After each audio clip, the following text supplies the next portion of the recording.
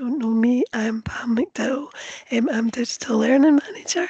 I'm hoping my voice is going to last. It comes and goes, so apologies for that. So tonight, I'm absolutely delighted that we have got a number of people here to share with us their journey in terms of the variety of digital school boards, which, as you can see, Malcolm has put up on the screen for us there to give you a flavour of all the different things that are available.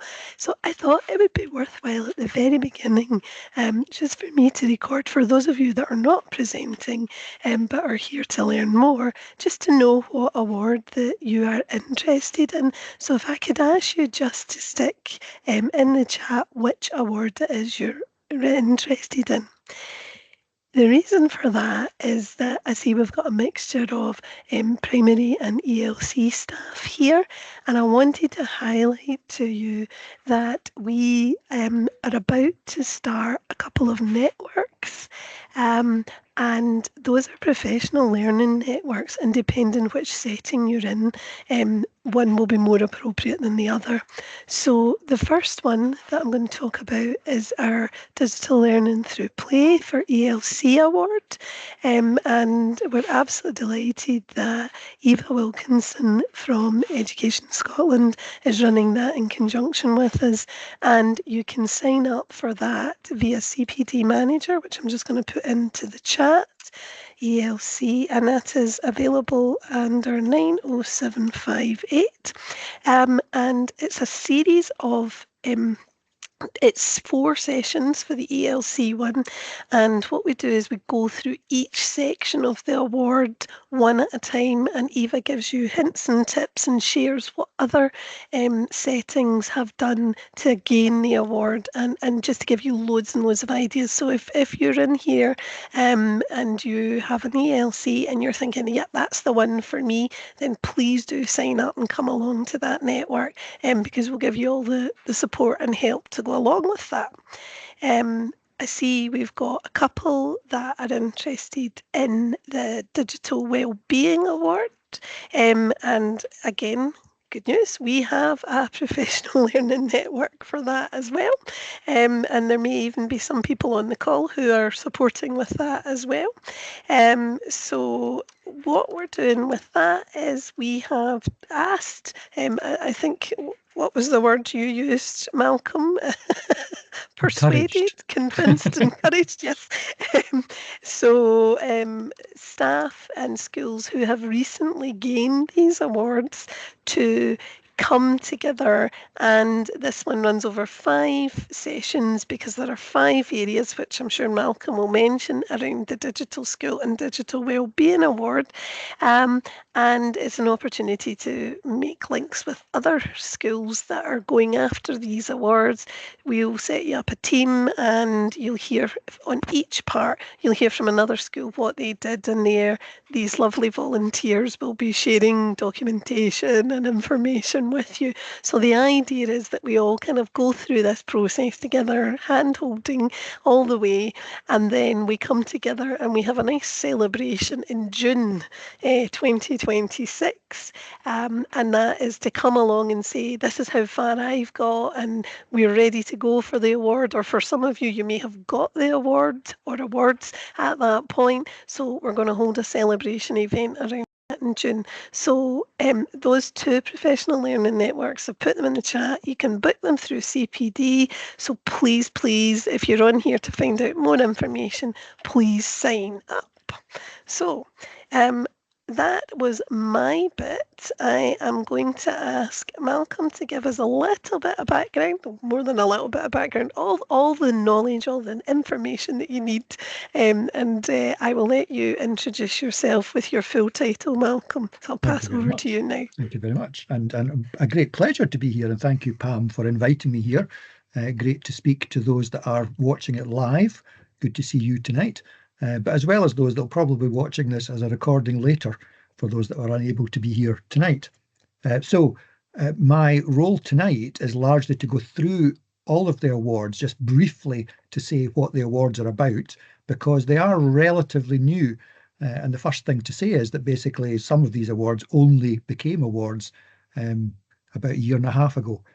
So you may not have heard of some of these awards. I'm sure that some of you have heard of all of them, but some of you may not have heard of all of the awards. So it's largely to tell you about them, to make sure you're aware of all the awards that are available, and also to highlight the process and to pick up some of the things that schools have shared and the way that they've shared information in the past. And then, of course, you're going to hear from 4 different establishments that have been willing enough to come on screen and share about their experience of getting the award, the process that they did.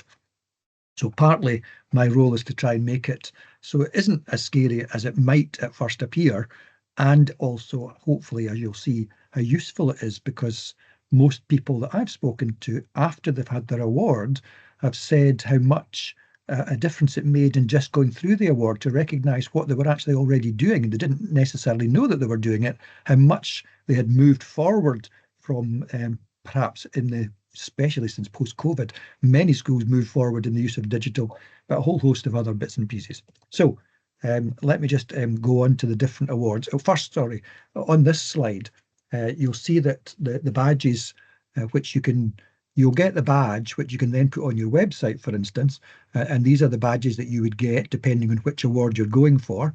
You can put on your website, you could put as part of your email school digital signature, should you wish to do so in emails. And you can have a physical award, of course, to put on a wall somewhere in the school to say that you've got an award. One of the changes last year, as well as increasing the number of types of award, was also that each award now has a date on it. So I created these badges last year, so I haven't changed them for this year. But if you get the award this year, your badge will say 2025. And the reason for that is that one of the new awards is called the Endorsement Award, and we're going to hear from Bargaran Primary School, I see on my list here, who achieved that award, the Digital Endorsement Award. So that sometime after you've had the award, the Digital Schools Award, for 3 years or more, then you might want to be able to show that actually you've done lots of things since then. So that's one of these awards that you can look to doing in the future at some point as you choose, just to recognise what you've achieved since you got the Digital Schools Award. Of course, if you've never done the award before, then you're only worried about the award you're about to do. So let me take you through, firstly, to remind you why we're doing the awards and also who's involved in providing these awards. So there's no cost to schools in doing this. The programme is there supported by industry, HB and AMD, as well as being supported by Education Scotland. So it's driven by policies that are national policies, local authorities supporting these, and of course adapted depending on what each local authority is doing. But in essence, we're aiming to try and help and support schools in their drive to make sure that pupils are digitally literate, digitally skilled, and also across all stages and ages, which is again one of the new awards that you're going to hear about very shortly. So this is just the background scene as to why it came about in the first place quite a number of years ago now, in order to try and address that education skills gap, particularly in digital, to make sure that schools were able to feel supported, because that's what this is about. It's about supporting you to see, if you don't know where you're going, this helps you point in the direction of where you're going, if you're following the national policies or whichever you're doing. So the Digital Schools Award, the main award, this is the type of certificate that you would get. You'll see the date is now on that award, which it wasn't previously. So it was obvious to everybody when you've got that award, so you can see how long you've had the award and then consider whether you want to go for one of the other awards or go for the Endorsement Award. Now, the process for all of them is identical, but so I'm just going to flash through all of the different awards. First of all, the Digital Wellbeing Award, since a couple of schools here mentioned that that's the one that they were interested in. And it is about that digital well-being through cyber resilience, internet safety practices. But the focus is on that. But what you'd be looking at is essentially the same regardless of the award. So your headings would still be the same. The evidence you would obviously be focused on digital well-being, online safety. For all of the awards, if it's me that's validating you, and there's a team of us, so it wouldn't necessarily be me, but if it was me, what I would be looking for, as would any of the validators, what we would be looking for is evidence that whatever's happening is happening throughout the school. That doesn't mean everything happens everywhere all the time, but that there is evidence of things happening throughout the school and that there's some form of progression. So if you're following some sort of resource and you're using resources, then it's showing how is that used from the early stages of your establishment all the way through to later stages of your establishment. So that's the kind of evidence we'd be looking for to show that it's not just happening at Christmas or at Safer Internet Day. So that's the kind of thing. The endorsement award I mentioned, this is relatively new. This is only 18 months old, and it's looking at schools that have the option, maybe encouraged by the local authority, Pam, don't know, but you've certainly got some now already. But it's something that schools were looking for something, because some schools got the award way back in 2017, and they were looking to be recognised for what they've achieved since that time. So you can't apply for this until at least 3 years, and then it's your choice as to whether you do it straight away or you wait some time later, depending on how much you feel that you've done since that time. It's not the full filling out of form, all the evidence. It's less. It's about what's changed rather than about what you've already uploaded in the past and talked about in the past to get the main Digital Schools Award. This one would be about what's changed. What challenges did you face? What sorts of things have you done since? What achievements are you particularly proud about in digital? So the endorsement is simply recognising that. And that also will have a date. And so you could look then forward to at some point in the future thereafter. So somewhere between 3 to 5 years is the expectation that schools and establishments might consider looking at that. And then this took quite a lot of development, and you heard about a plan that you're going to have for establishments that are looking to do this. One of the reasons for particularly doing a Digital Learning Through Play award was that ELCs in particular felt that the language wasn't right for them. Well, firstly, the word school was riddled throughout all the documentation, and that didn't sit right. So it was remodelled so that the wording and the documentation requested were all appropriate for ELCs. Now, if a school that has an ELC as part of it has already achieved the Digital Schools Award, there's no need for them to go for this. There's no need for anyone to do any awards, of course, but they don't need to do this, but some do wish to do it, to be separately recognised and to have something that helps them, guide them through the progress with the language of the ELC. So that award is completely new a year and a half ago. So there aren't as many yet that have achieved this award. Questions that I get asked quite frequently are about whether or not this applies just to ELCs, and it doesn't. So you could have it as primary one. If play is something that your primary ones, for instance, are doing and you would like to go for this, then it can certainly be done. But it's really aimed at ELCs in the sense of whatever you call them in your establishment. Then another award that was sort of there in the past, Equitable Creative Coding Award. It's a really snappy title, isn't it? It has to be admitted. It maybe wasn't the snappiest of title. Anyway, in the past, there was a secondary only award called Computational Thinking. So it was only available to secondary schools. And of course, everybody recognised that nurseries and primaries and special schools were all doing coding or computational thinking type activities, and therefore there needed to be an award that recognised this. So this award, the Equitable Creative Coding Award, completely replaces the old award that was only for secondaries and is now available to all. So Equitable Creative Coding Award covers the plugged and unplugged aspects. And again, we would be looking for progression throughout your establishment. So what happens at the beginning, what happens in the middle, what happens at the end throughout your establishment. So again, focus on what you're doing. It's not just about clubs, but if you have clubs, then brilliant, because quite a number of schools do have coding clubs, for instance, but this would be about what's happening throughout the school during the day, as well as perhaps clubs, but very much about the progression of these skills. The European Award, Awards for Selfie, is very similar to the Digital Schools Award of old, but it's expanded and you can also choose to do it in separate sections. So each of the sections has each of the headings, if you like. So leadership, for instance, would be one of these headings. You can do that on its own and then get the badge just to say that you've done the leadership of the European Award. Most establishments I've found don't tend to do that, and they tend to do the whole thing in one go. I have known some establishments, I think they're mad, but it's entirely possible. I'm just telling you that it's entirely possible to do all of the awards on the same day in the same validation. So that if you're already gathering the evidence, if you're already writing about what you're doing for leadership, what you're doing in the curriculum, what you're doing for professional development, if you're already doing that, then you don't need to replicate it over a period of several months. You can do it all on the same day, should you choose to do so. My recommendation is not to do that.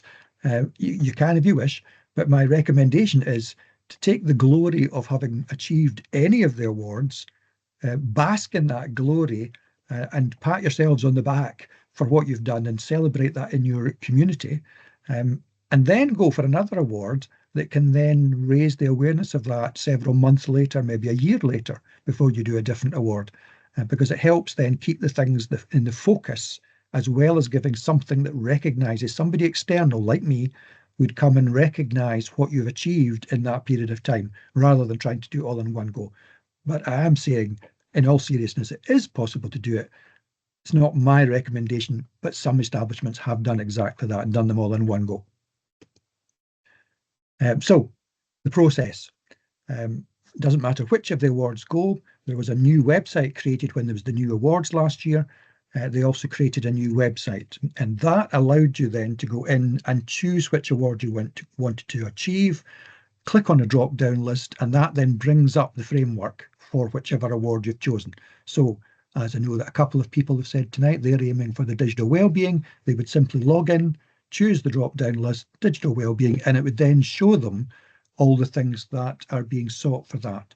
Under each section, there's a self-review framework in essence, and under each section, each heading, there's then descriptions of what would be expected, what sort of evidence is being looked for, what kind of key documentation you might want to refer to elsewhere. It might be national documentation, it might be international documentation. And then once you've done that, then you'll be able to then hopefully see a little green bar that will start to appear.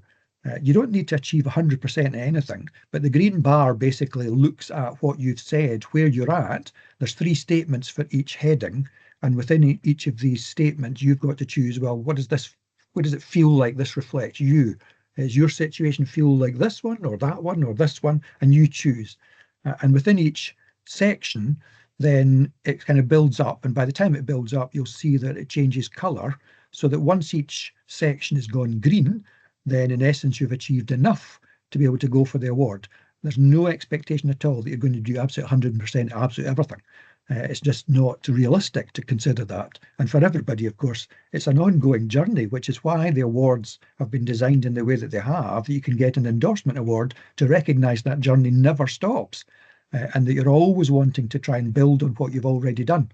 And this allows for that recognition from outside. And hopefully that feeling of somebody outside has actually seen what you've done, spoken about it, recognised it, written it into a report. But this is the step first, though, where you're seeing where you're at, going through that documentation and ticking and uploading the evidence as it appears. Now, when you feel then that the framework is pointing to you that you've now got enough done, then you hit the button that says, I'm ready for validation. And at that stage, the administration team of the Digital Schools Award will be alerted when you've clicked that button to say, I'm ready for a validation visit, and then they will get in touch with one of the validators. Now, if you've previously done an award, so you might have done the Digital Schools Award, you might have done the Digital Wellbeing Award, and you're then going for a different one, then it would likely be the same validator. So that avoids having to have a start from scratch conversation. You've already got someone that you've met before, and hopefully it was a positive experience. And then you can have the same validator then that carries on and sees the journey that you've done and incorporates that in the report as well. You don't have to have the same validator, of course, and you may never have done any previous award, in which case a validator will be assigned to you by the team from the administration team of Digital Schools Award. That validator will then get in touch with you and start the process of finding a date that would be suitable for you, that works for your timetable of how things work in your school, as well as for the validator. And once that time has been sorted, then the next step happens. And essentially what the next step is, that you're asked to then set up a video meeting. It might be Microsoft Teams, it might be another platform if that's what you use in your establishment, and you invite the validator in. and then the date is set, you know what's happening. It's usually, in my experience, at least a fortnight. It's not usually that much sooner, I've found. Depends on how busy the time of year is. May and June get extremely busy. Many schools leave it until May and June, and then some really struggle to get it done in time because there's no validators available. So I'm giving you that warning that if you're thinking of doing it, then get a date in the diary for the validator sooner than later, so that you're not left with that horrible feeling that you've got to June and there is no validators left, and then you're going to have to do it in August or September, which is entirely possible to do, and some schools are doing that right now. But it does mean that you've probably lost some of the pupils that you might want to talk, and maybe even some staff that will have moved on. So if you're thinking of doing it, do it sooner than leaving it till May and June. Yeah, and I'm just going to interrupt briefly there, Malcolm. Both of our networks, our professional learning networks, to take you through it, finish in kind of February, March for that reason, so that you've worked your way through everything, you've got to that point, and you can then think about pulling everything together at the end and applying that at that point, so that we don't hit that glut of May, June for you guys. And it is quite a problem for some, because there's definitely a feeling of anxiety, because the end of the school year is always extremely stressful anyway, when you've got many other things that are pulling on your time. So definitely think about where you want to have it. If you've gone to the stage of uploading all your evidence into the portal anyway, and you've ticked all the boxes, there's no reason whatsoever you need to produce some other presentation. That's the evidence. The validator will have looked at that evidence before they have a conversation. If I'm doing the validation visit with you, what I want here is to speak to you. If you happen to be the person that's in charge of digital or leading on digital learning in your establishment, and I want to speak to some colleagues, and I would like to speak to some pupils if that's able to be arranged. Not many. The whole process lasts of the order, depending on which award it is, but the main Digital Schools Award or the European Award, these are the biggest awards in the sense of the amount of time, and it's a maximum of 2 hours that would take. 30 minutes, I find, generally with the person who's in charge. That might be the head, deputy, principal teacher, or a teacher who's got the role of digital learning coordinator, whatever you might call your role in your establishment. So it's somebody in leadership anyway.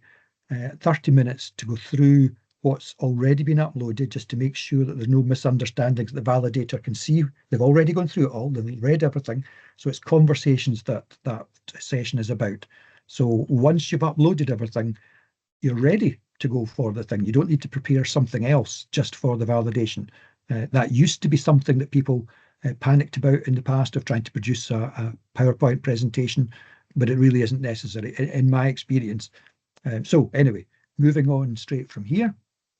So it's now all done entirely virtually. It used to be that a validator would come into your establishment, but obviously since COVID, that all just changed, and it was found that it worked really well.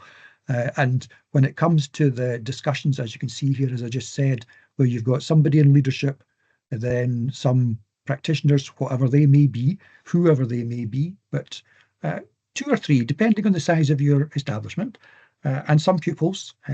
Some schools have pupil digital leaders, for instance, so it's quite nice to have some of them represented. Often I've found schools want to put the whole of their group together, and I chat to them for a short while.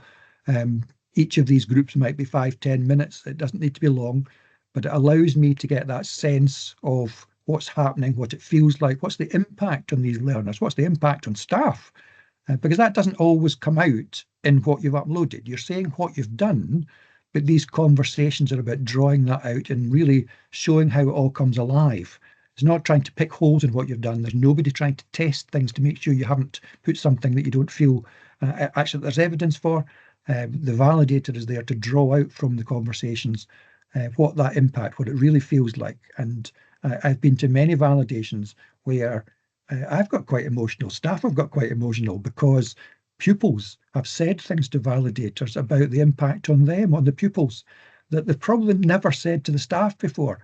Often it's the accessibility tools, for instance, that come out, and it's really, really moving sometimes hearing these stories, because For a visitor hearing them, sometimes they wouldn't have said it in front of their peers, but they'll say it happily to someone from outside. So that's the purpose of these validation visits. It's entirely virtual. There have been occasions when in the virtual, I've been basically looking at someone in one room, and then 10 minutes later, someone else is connected in another room, so they're in their classroom.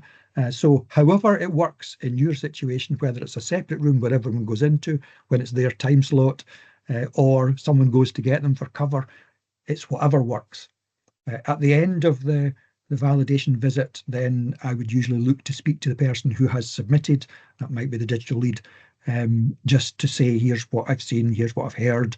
They've probably been there all the way through anyway, but it's just to round up the whole process at the end. So when that happens, the validator then writes a report that reflects on all the things that they've seen and heard, and they write that report for you to be able to use in any shape or form that you like. If nothing else, it's simply an endorsement of what you've done. It's somebody from outside that's recognised it, written about it, and said, this is what we've seen, and really quite remarkable things that they've seen. So it's going to be written in that report. You get that report, you get a certificate, and you get the digital badge that you can put where you like to put that, whether it's on a website, social media, or wherever you want to put it. So you get that outside recognition. You can share that if you wish with the wider community, with media. That's what it's for. You can extract it. So I know that you're going to have other help in the form of groups that you're going to be meeting together, or at least having a space to be able to collaborate, or to have sessions with other support.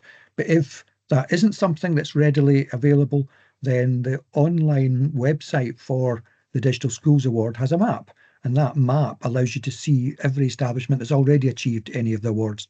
And if they have been put forward to be a mentor school, that simply means that that establishment has said they are happy to be contacted. That's all it really means. Some schools have then supported another school, and that may take the form of actually visiting physically each other, or it might be that somebody that's already got the award and is just willing to say, well, here's what we did.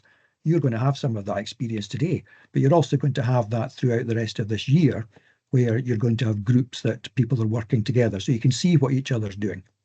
It's important probably to stress that there is no single way of uploading evidence or gathering that evidence. I've probably seen everything, but I'm still going to be surprised, I suspect, at some point that a school is going to find another way of sharing that evidence. It doesn't matter to the validator how you share it. So if you're gathering evidence and you want to put it in a PowerPoint, then you can do that. If you want to put it in a Sway, if you want to put it in ThingLink, or well, as you can imagine, any number of tools. OneNote, I've seen loads of different ways. Whatever works, you upload that, the validator looks at it, and therefore it's all readily able to be seen by the validator. They do all the work before they meet with you. They look at all of that, and then they have the conversation just to bring it alive. So hopefully that has reassured you about anything you might have any questions about. But if there is a question, either now or at the end of all the different sessions, I'd be more than happy to answer them. If anyone does have a thought right now that they wanted to ask, you'd pop it in the comment box, and then perhaps in between the different school presentations, we could talk about them too. So I'm going to hand over. Have you got a particular order, Pam, or would you want to hand over? I do. I just, In that you case, I shall. plugged the thing link there, Malcolm, so I just thought I'd jump in now and remind everybody that we still have seats available for our ThingLink account in the authority. So if you're interested, you just need to drop me an email with the names and email addresses that staff would wish to use with our ThingLink. I'll set you up a school, and then you can drop pupils in via that, but that was just a wee aside. I thought I'd plug it when you mentioned it. But yeah, no, thank you so much, Malcolm. That was really helpful. I think it just reminded me again of all the different awards, but also just to see that the process is the same for them all, which is absolutely key. So I'm going to kick off with Ciara, Mrs. West, as we are now. Is that correct, Ciara? Yes, I know, I'm still getting used to that name change. Congratulations. Thank you. Yeah, so Ciara's going to talk to us. So she is the first, I think you were the first in our authority to get the Equitable Creative Coding Award that Malcolm mentioned earlier. So you've got roughly about 10 minutes. How does that sound? Yeah, that's perfect. Fabi, I'll hand over to you. You should be able to present, Michael.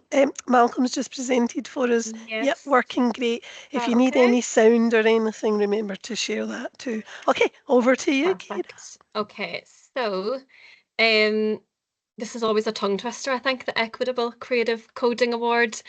So yeah, we achieved this in May of this year, and that's our certificate, which is very proudly now as soon as you walk into the school.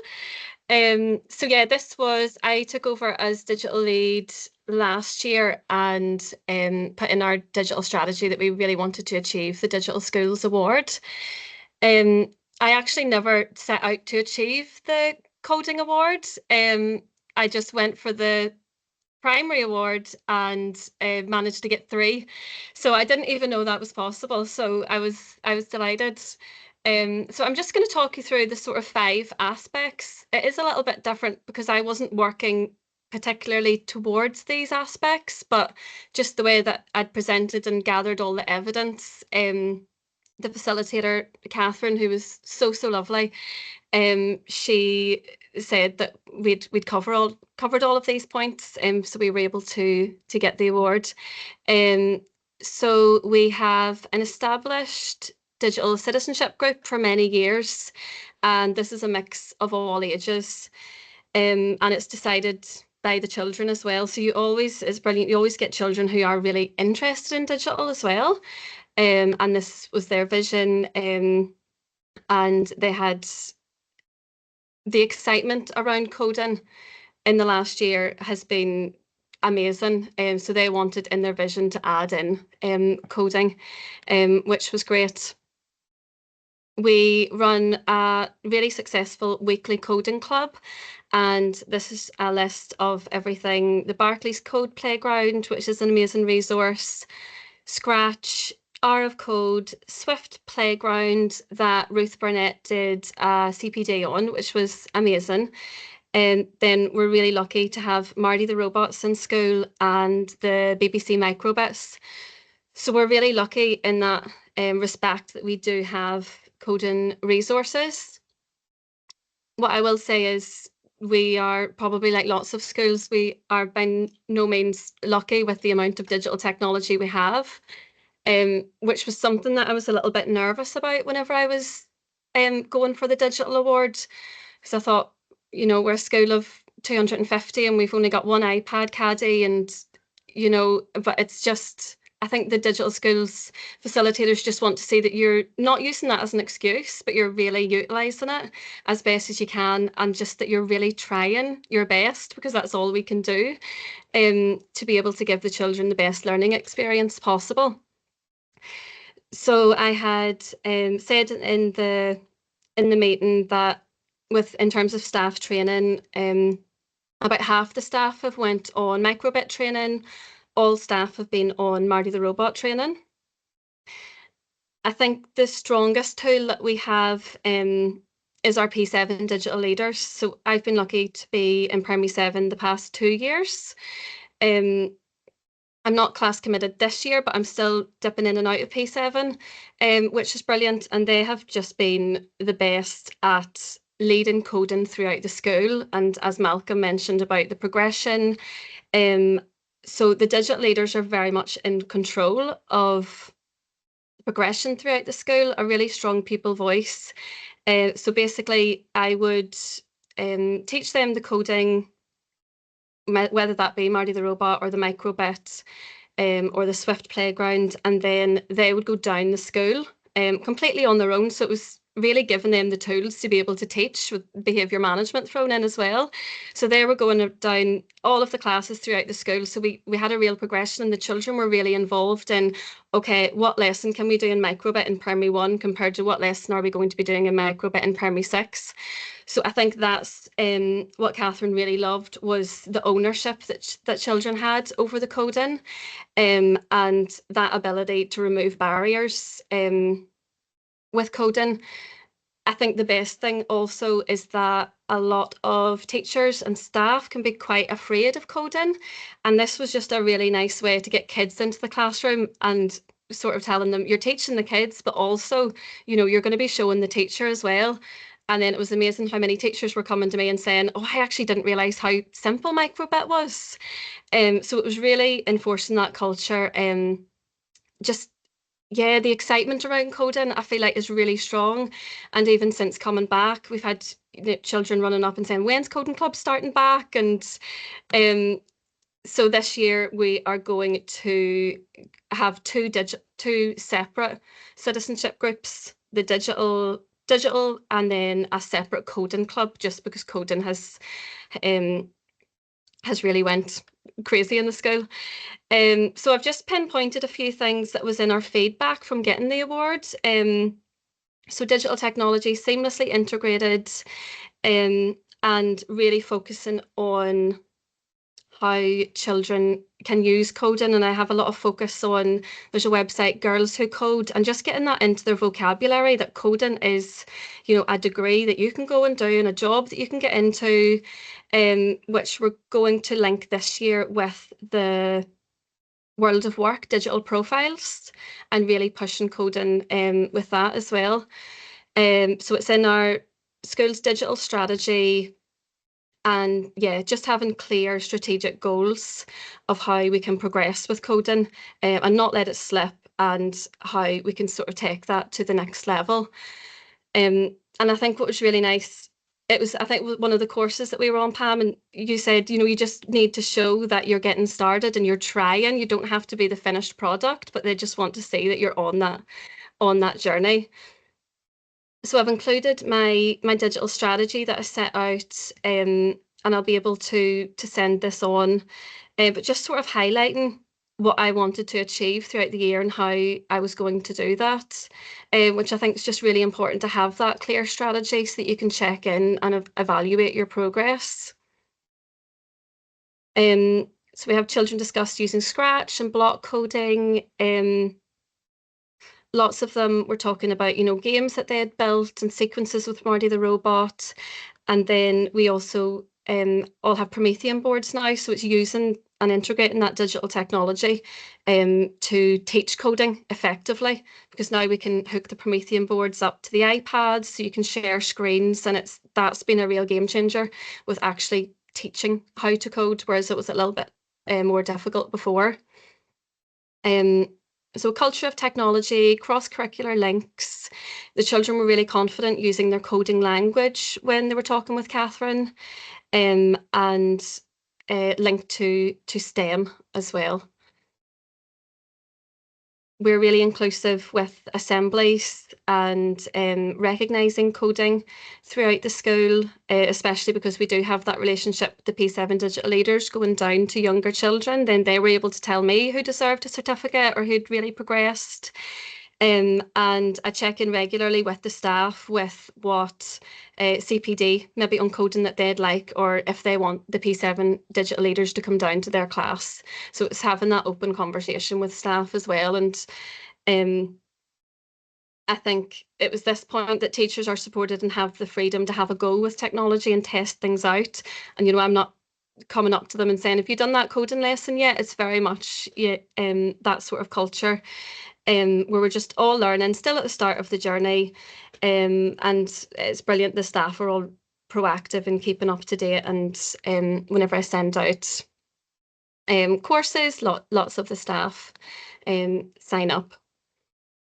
So we have collaboration, creativity, sort of everything I've talked about already. Something that Catherine really did like was getting the parents involved as well. So we had a reading cafe, and with Scratch, we were able to build characters linked to their books via coding. So it was getting the parents involved, and they absolutely loved it. So getting the parents involved too, that was something that was really useful. But as I said, it was sort of accidental that I'd got the coding award. So it was a real surprise. So if anyone else is going for another award, to just keep that in mind, that you can actually tick off a few. And I've got the little presentation here that I presented, it was just a Canva if anyone wanted me to send that to sort of see which structure that I followed and everything that I had included. Yeah, that's me. Thanks. That was so useful and helpful. And I believe that you are joining our professional learning network on, Yes. I think it's in the January one you're coming, Yes, the isn't it? January one. Yeah. So definitely sign up for that, and then she'll share everything again and you'll have access to all of that and in the team and everything. So yeah, really, really helpful. Thank you. Thank you. I'm going to pause there and see if we've got any questions. Just checking nobody's stuck anything in the chat just while we're waiting for people to pop things in the chat or switch their mics and their cameras on. I just thought I'd remind everybody that the updated primary education pathway that Renfrewshire has written includes computing science as well, and that will give you a minimum starting point to use. And I know that Andy in your school was involved at the beginning of that, so I know you've made use of it. And it's linked to a lot of barefoot computing stuff as well. So there we go. I'm not seeing any questions. Oh, hold on. Here we go. There we are. Yeah, the link's there, Sarah. Sorry, it's Miss Hughes. I'm like, oh, you're not Sarah, are you? Sorry, Miss Hughes. Yeah, so, oh, you are Sarah. I got it right. I'll see. Just checking. Yeah, so the link's there. So if you just click on the link, it sits within DigiLearn and the computing science and the digital literacy are side by side there. So you can access it. Okay, well, if there are no other questions, I'm going to say thank you very much, Mrs. West. I'll pop my email in the chat, and then if anyone wants to email me and I can send over the link to the Canva and things, I can do that. I was just about to ask you to send me the link and I'll send it out to everybody who's on the call. To save you, I'll send it out to everybody because I'm going to ask all the other presenters to do the same. Fabulous. No problem. Right. Thank you so much, Mrs. West. Thank you. and feel free to hang about or leave. I know you've got other things on. So thanks again. Thank you. Thank you so much. Take care. Okay, so I'm going to go now to, I'm hoping, Catherine, are you here? Have you managed to duck it? Oh, there she is. I'm here. Fabulous. Thank you so much. I know you're squeezing us in between, so that would be great. Oh, your wee camera's disappeared. Slide your wee. There you go. She's back. She's here. Fabulous. So thank you so much for yet again agreeing. And as I said in my email, not once but twice, like Ciara has signed up for the Professional Learning Network as well. So much appreciated. So without further ado, I'll stop talking because I know you're tight for time. So yeah, you're going to talk to us about digital wellbeing.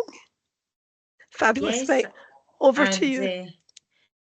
Yeah, it was really off the back of us getting our Digital School Award, which we got in June 2023. And I think similar, we had probably done enough, but it was more about really making sure it was embedded before we went for the next award. And it was a kind of 3-year plan. I probably could have done it the first year, but I thought, oh no, and I need all this evidence. And really, you know, Catherine that came out was wonderful, and we had probably been doing it all along, but it stood us in great stead. And when we went for the Digital Health Award, we were so confident because we had really kind of embedded this approach for the last 3 years. So I can share the presentation that we gave, but I think I've put it in the groups before, but I can certainly put it in again.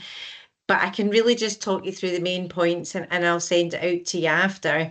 It was about leadership at all levels, SLT, encouraging staff and children, and really getting them to understand the difference between cyber resilience and internet safety, and how we could flag up as many opportunities as possible to highlight that to children, the importance of it, because we all are so aware about digital being the future. We are throwing iPads and Chromebooks out in class all the time.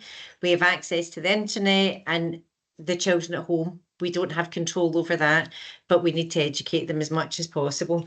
So we had a big job to make sure it was part of our school improvement plan, to make sure that parents were aware that it was, we'd won the big digital school award. How could we make sure that that was our main kind of stumbling block, I think, was the parents. We had completed an audit using the effective features of a digital school, and we kind of realised that it was those areas that were letting us down, the parents' understanding and the children maybe having a kind of deeper understanding. That we'd worked hard with the staff to make sure they understood by making ICT digital learning part of every staff meeting, a kind of standing item.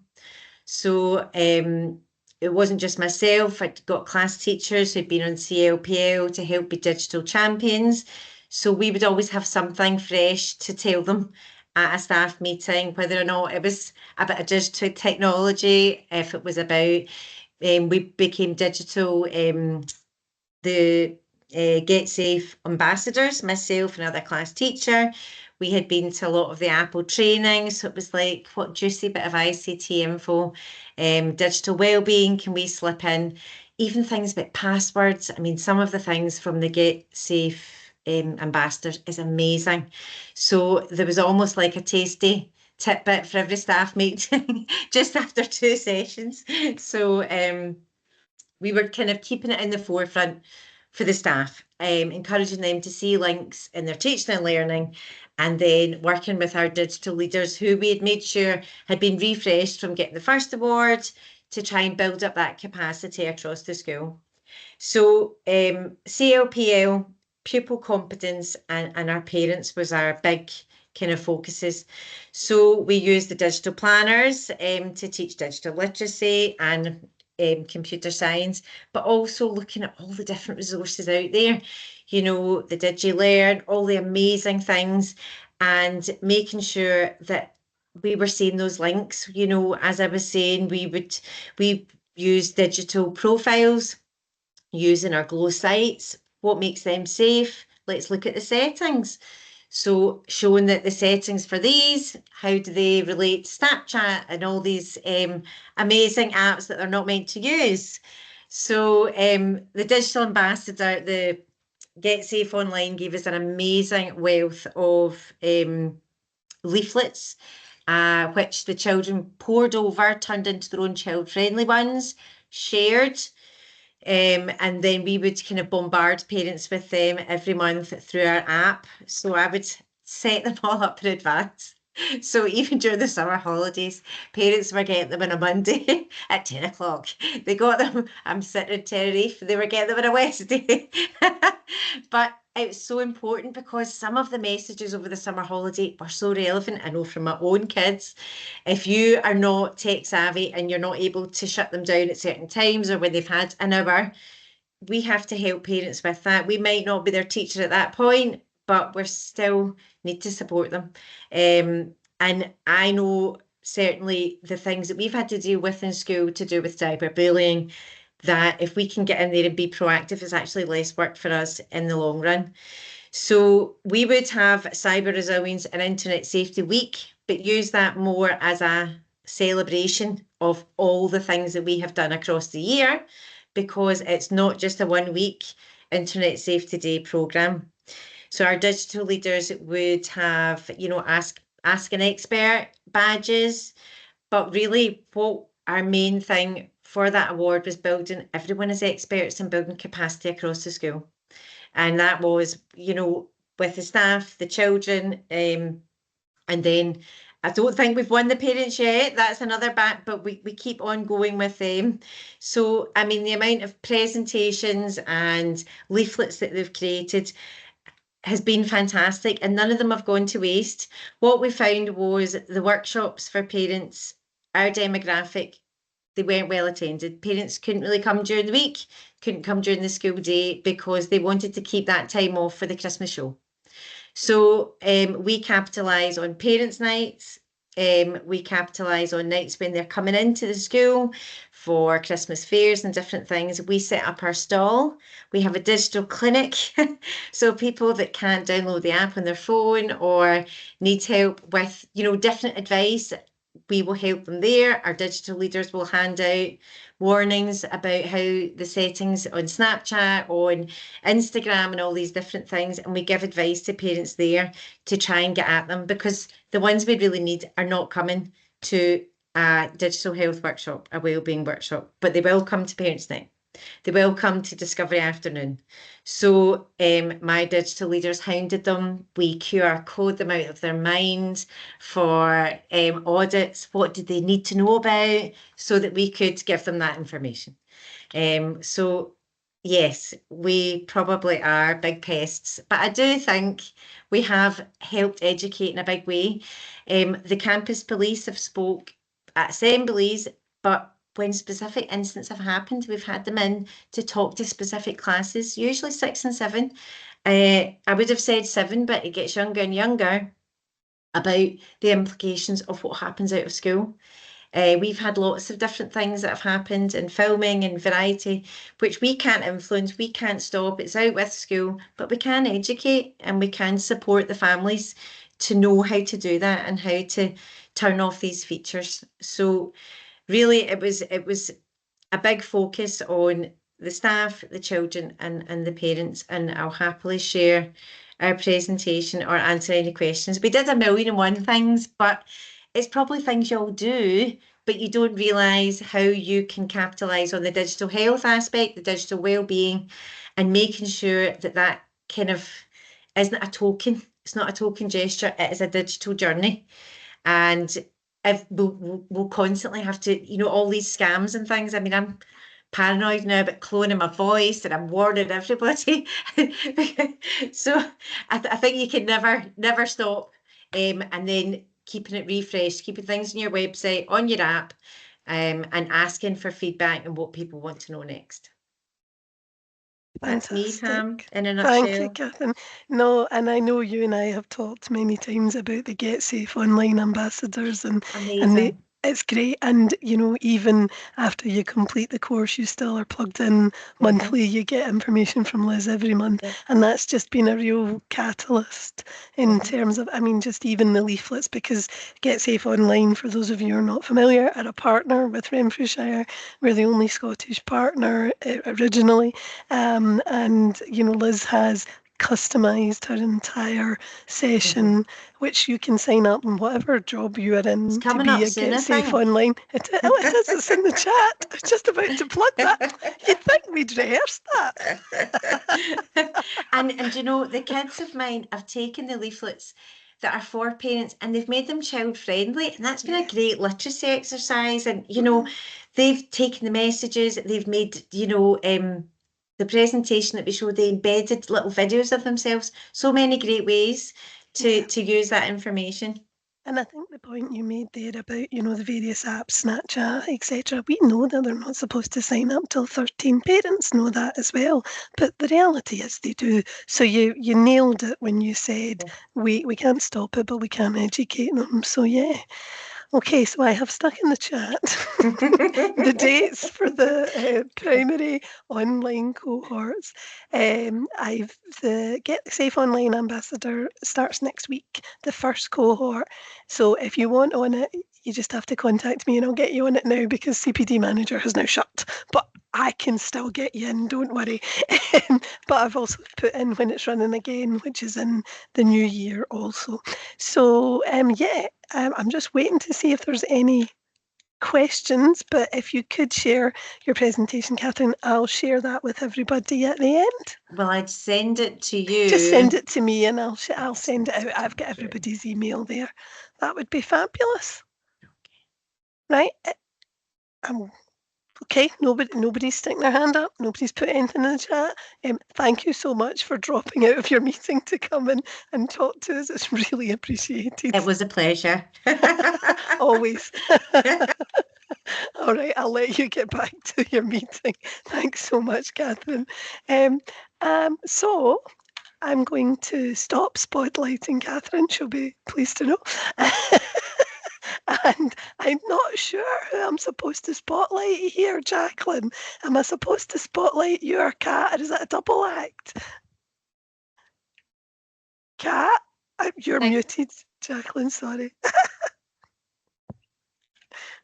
I'm saying I think it'll be Kat that you'll have to spotlight more than me in this discussion. Absolutely. Listen, I can't thank you enough. You've got. I'm sorry, you're last on tonight. But I just think that people. We just try and take you through all the different things that are available. And I know that since you're new, you probably were quite interested in what both Ciara and Catherine had to say there. So that was it worked for you, I think. Worked well for us. Fabulous. Okay, so you're going to talk to us about the original Digital Schools Awards, which I know you were absolutely delighted. I think you were one of the last school. I think if not, you were definitely the last one in our authority to get it. So well done. Right, I'll pass over to Jacqueline and Kat. So I'm just going to quickly, very briefly talk about our kind of strategic vision, about how this came about for us, and how then we created an empowered system to ensure that our whole school was working towards ensuring that there was really robust teaching and learning around about digital technologies. So last session as a staff, we were really kind of focused on going down the STEM Nations Award and thinking STEM was our next big thing. But actually, when we had a good discussion about it, we thought, we're diving in right into STEM here, and we really don't have the digital technology side of things. As a team, there was real big gaps in our pedagogical practice round about that.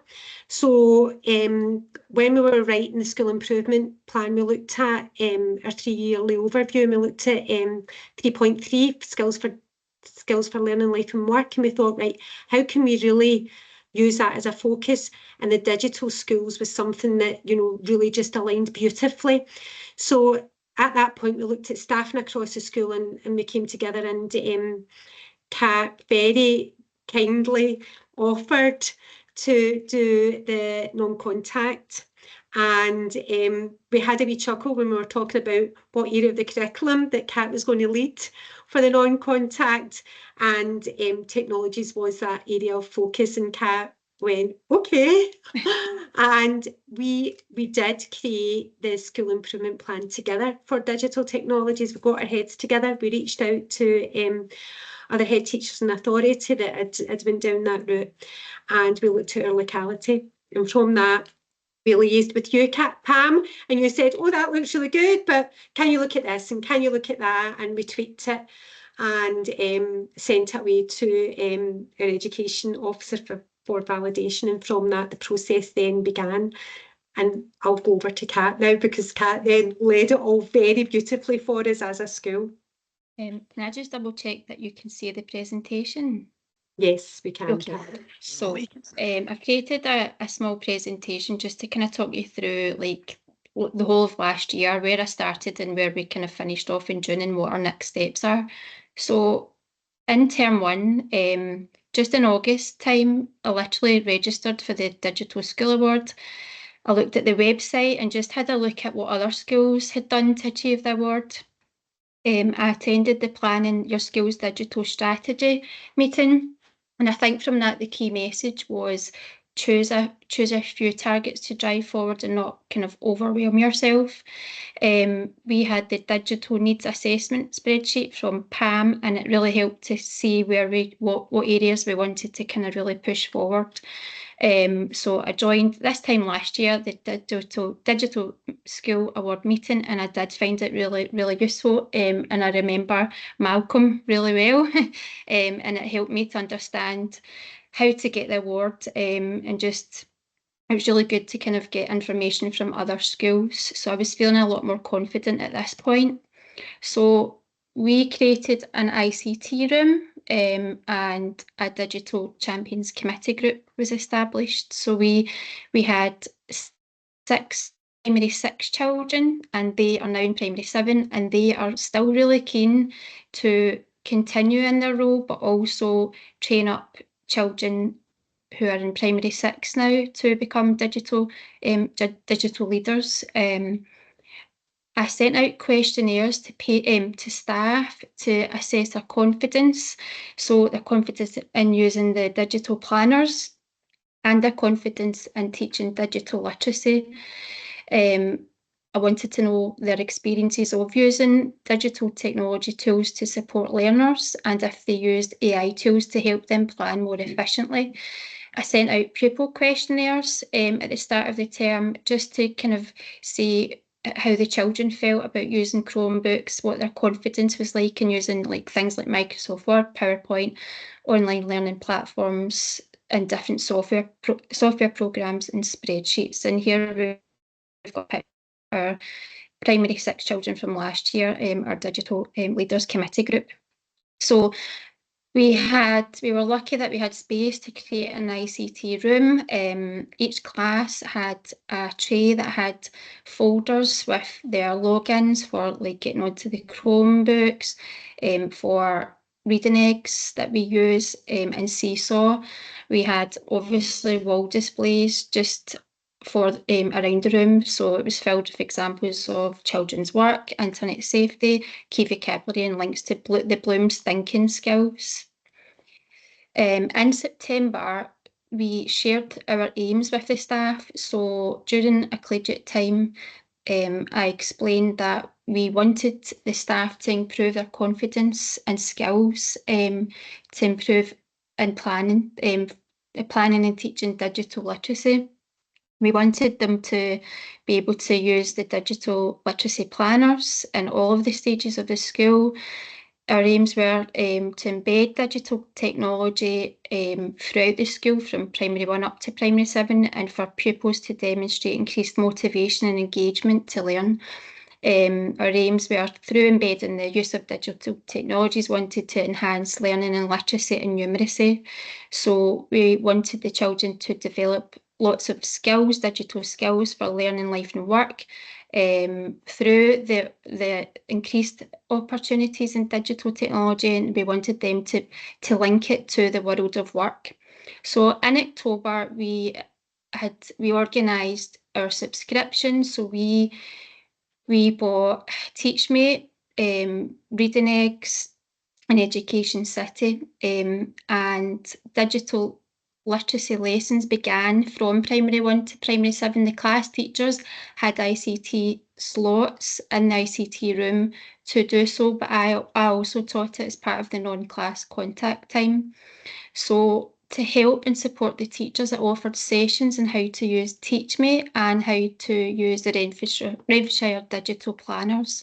I created a timetable of modelling and coaching sessions for during the school day. So I think it was like a Thursday, a Thursday when I was teaching non-class contact time.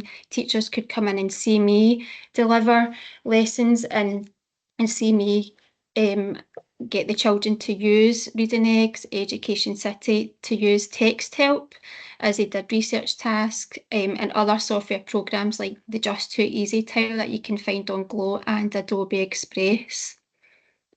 So from there on, from term 2 to term 4, we continued where teachers and myself delivered ICT lessons. Forward planning, so I went to tracking meetings where we had discussions around the use and impact of things like Education City, Reading Eggs and text help. Forward planning had to show the digital schools and tools and skills being used throughout the curriculum. So for example, IDL, literacy, numeracy. Myself, every 2 weeks, I tracked a group of children within Reading Eggs and Education City just to track their progress through the year and see how useful the resource was and their attainment. And between term 2 and term 4, I just spent some time typing all my notes onto the website, the Digital School Awards website, and added pictures and annotated pictures for the PowerPoint. So we did a PowerPoint presentation, but like Malcolm said, it could be SWAY or any other kind of way of sharing all of the good things that you do through your time. A priority in term 2 was to try and catch the parents. So we offered workshops during the first parents' night to see if any parents needed support with getting onto Seesaw and how to use Education City and Reading Eggs at home. Our priorities in term 3, it was really useful to get in touch with, at the time, the digital leader from St Charles Primary. She was really great in showing me what she did and just sharing really useful ideas. In term 3, we had the cyber resilience and internet safety focus week, but it actually led into almost a term's worth of lessons relating to that. Parents were invited in to hear from we're really lucky, we've got an ASNA who was a police officer, and he had a lot of experience. So he shared his experiences with social media and phone safety. So he presented to the classes as well. We had trio visits, so class teachers planned digital lessons, and we could see how confident the children were in showing their digital skills, and the teachers delivered really good lessons, showing more confidence in teaching digital literacy. And at that point, roughly around about May time, I contacted the DSA to arrange the accreditation meeting for June, because like Malcolm said, I was aware that it might be busy at the time, so I knew that at that point we would be ready. So I had it ready for the middle of May, and we had the meeting at the very start of June. So in term 4, we were the first school to use I'm sure we were the first school to use the digital digital lending library. So we borrowed the Sphero mini cards, and Sphero mini balls for a few weeks, and the children absolutely loved it.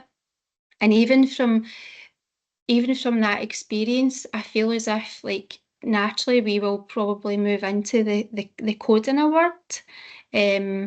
So in June, and actually I've booked us in for next year too, because it was so good. The children loved it, and I learned a lot from it, and I would like more of the teachers, because we've got some new staff to kind of upskill themselves and get more confident in coding.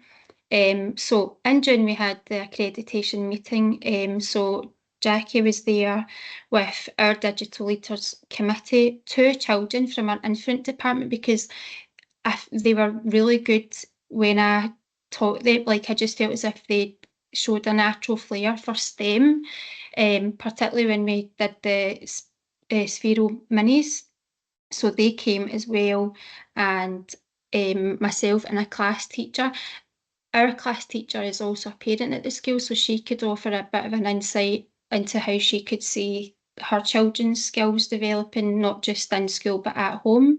So the children, they spoke for about 20 minutes, and then they left for us to discuss the evidence PowerPoint. And at that meeting, the accreditor confirmed the award, and then emailed a few days later with her report.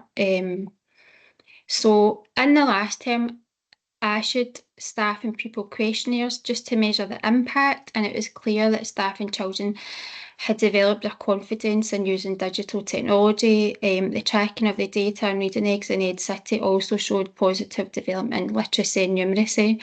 So our next steps is we've now got a STEM den, and that's part of our school improvement plan now, and we want to really improve our parent support with ICT, particularly when it comes to homework, because we do set tasks, for example, Reading Eggs tasks as homework.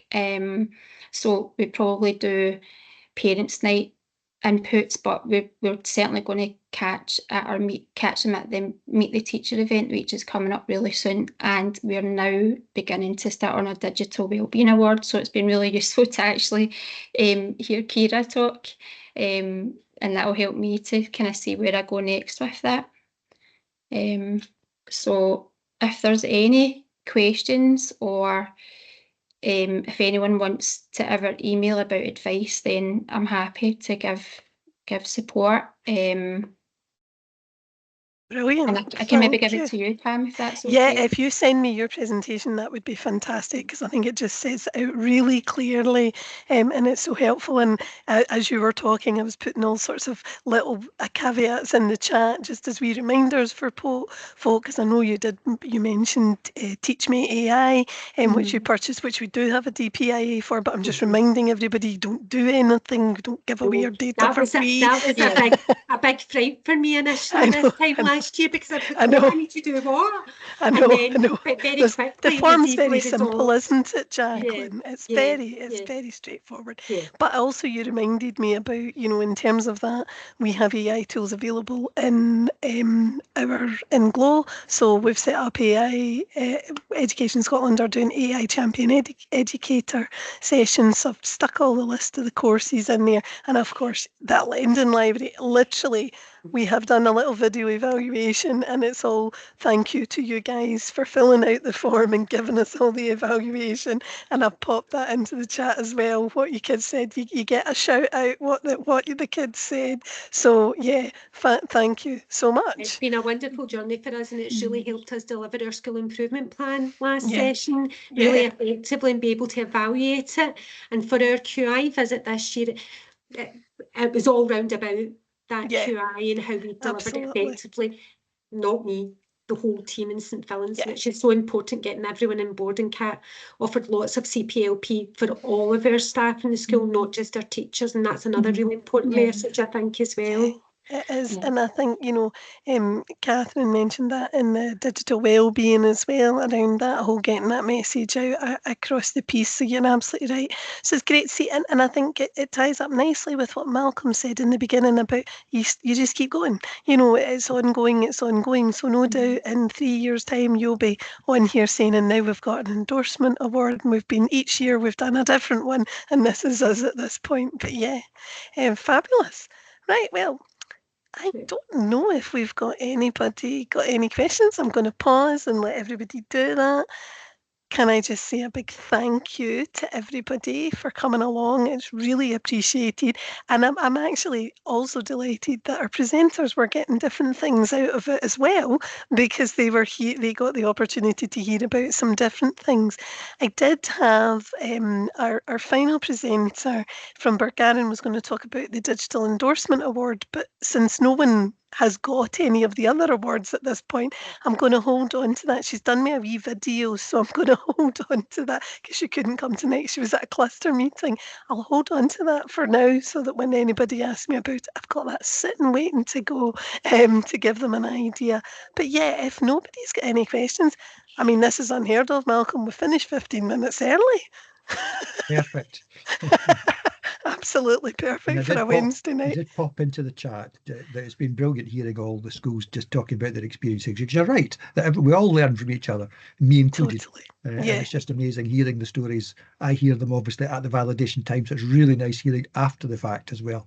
Yeah, no, it's been brilliant. I've really, really appreciated everybody coming along and sharing your journey. And again, for those that are joining us in our Professional Learning Network, we will be sharing more and more detail and going into digging down a wee bit more, which is fabulous. So all the links are in the chat. I think when you leave, you'll lose access to the chat. So fear not, I will send everything out to all the attendees. And Jacqueline and Kat, I'll send you anything if you drop me a line, the bits that you want, rather than sending everything to you. And Kat, if you share yours, I'll get that sent out. But yeah, no questions, no comments. I will hang on if anybody has any questions at the end. But yeah, thanks very much, everyone. Have a lovely Wednesday evening. See you later.